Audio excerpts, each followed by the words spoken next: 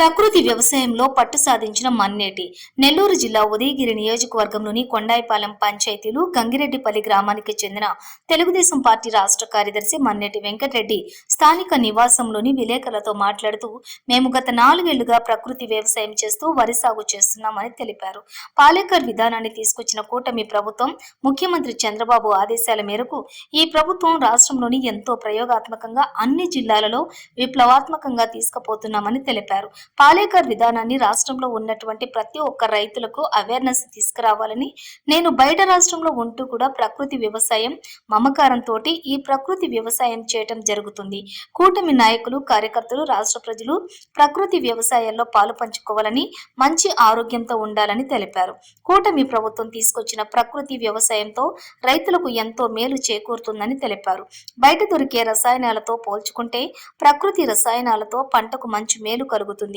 ఇప్పుడున్న పరిస్థితిలో ఆహారం విషతుల్యం అవుతుందని, ఆరోగ్యం దెబ్బతింటుందని, ఏం తినాలన్న దిగులే. అధిక దిగుబడుల కోసం పంటల సాగులో పెరిగిపోతున్న రసాయనాల వినియోగం వల్ల పంట నాణ్యత తగ్గిపోవడంతో పాటు మనుషులకు హాని జరుగుతుందని, రసాయనాలు లేకుండా ప్రకృతి సహజ సిద్ధంగా పంటలు పండించుకుంటే రైతుకు మంచి ఆదాయం, ప్రజలకు మంచి ఆరోగ్యం. అదే లక్ష్యంతో ఇతర రాష్ట్రంలో ఉండి కూడా తన సొంత గ్రామంలో ప్రకృతి వ్యవసాయం చేస్తున్న వ్యక్తి మన్నేటి వెంకటరెడ్డి. నియోజకవర్గంలోని ప్రతి ఒక్క రైతు ప్రకృతి వ్యవసాయాన్ని చేయాలని ఆయన కోరారు. కూటమి ప్రభుత్వం ఈ కార్యక్రమంలో మట్ల లక్ష్మయ్య, బాలిబోయిన రాజా యాదవ్, సురేష్ పాల్గొన్నారు. నమస్కారం. మేము ఉదయగిరి మండలం ప్రకృతి వ్యవసాయం చేసేటువంటి రైతులు, ఇక్కడున్న L1, L2 ఇన్ఛార్జీలు, అలాగే క్లస్టర్ ఇన్ఛార్జీలు, ప్రకృతి వ్యవసాయకులు అందరూ వచ్చినారు. ముఖ్యంగా ఈరోజు మీకు చెప్పడం ఏమంటే, మేము గత 4 ఏళ్లుగా ప్రకృతి వ్యవసాయం చేస్తూ వరి సాగు చేస్తూ ఉన్నాం గంగిరెడ్డిపల్లి గ్రామంలో. మేము ఎందుకు ఇన్స్పిరేషన్గా తీసుకున్నామంటే, ఈ పాలేకర్ విధానాన్ని మొట్టమొదటిసారిగా మన ఈ కూటమి ప్రభుత్వం ముఖ్యమంత్రులు ఎవరైతే ఉన్నారో చంద్రబాబు నాయుడు గారు ఆదేశాల మేరకు ఈ ప్రభుత్వం రాష్ట్ర వ్యాప్తంగా ప్రయోగాత్మకంగా అన్ని మండలాలు, అన్ని జిల్లాల్లో ఈ కార్యక్రమాన్ని విప్లవాత్మకంగా తీసుకొని పోతున్నారు.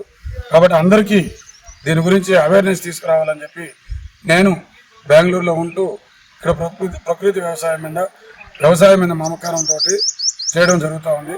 దీనివల్ల మనం రసాయనిక ఎరువులు తగ్గించి మంచి ఆరోగ్యానికి ఉపయోగపడే విధంగా మనం పంటలు పండించుకోవడానికి ఉపయోగపడతాయి. కాబట్టి మన ప్రభుత్వం ఏదైతే ప్రవేశపెట్టిందో దాని అందరూ కూడా మన కూటమి నాయకులు కానీ, తెలుగుదేశం వాళ్ళు కానీ, బీజేపీ, జనసేన, రైతులు అందరూ కూడా తప్పకుండా మీరు ప్రకృతి వ్యవసాయంతో ముందడుగులు వేసి మీరు మంచి ఆరోగ్యవంతులుగా ఉండాలని చెప్పి ఈ పాలేకర్ విధానాన్ని ఆంధ్రప్రదేశ్లో విప్లవాత్మకంగా తీసుకొని పోవాలని చెప్పి తెలియజేస్తూ, అలాగే ఈ ప్రభుత్వం ప్రవేశపెట్టినటువంటి ఈ ప్రకృతి వ్యవసాయం రైతు వారిగా పెట్టుబడి చాలా తక్కువ.